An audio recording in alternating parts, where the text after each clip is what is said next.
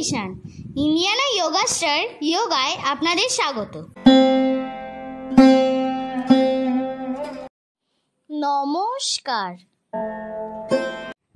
আমি আসনের উপকারিতাটা ভিডিও শেষে বলে দেবো, তাই ভিডিওটি স্কিপ না করে দেখতে থাকুন। শশাঙ্কাসন। বজ্রাসনে বসে দুই হাতে পায়ের গোড়ালি ধরুন।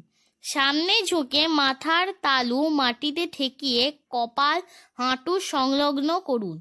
হাঁটু থেকে কোমর পর্যন্ত লম্বালম্বিভাবে থাকবে। এই অবস্থায় মেরুদণ্ডে বেশ টান পড়বে।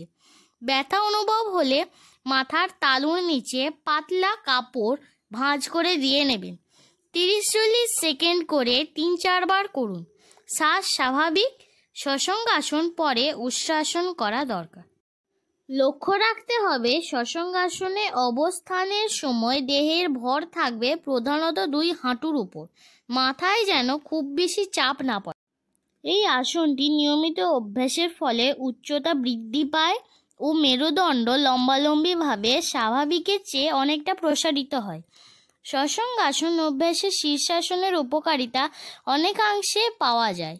মস্তিষ্কে রক্ত সরবরাহ বৃদ্ধি পাওয়ায় স্মরণশক্তি, চিন্তাশক্তি, দৃষ্টিশক্তি প্রভৃতি বাড়াতে সাহায্য করে। থাইরয়েড, পিটুইটারি প্রভৃতি গ্রন্থি অধিক কার্যকরী হয়।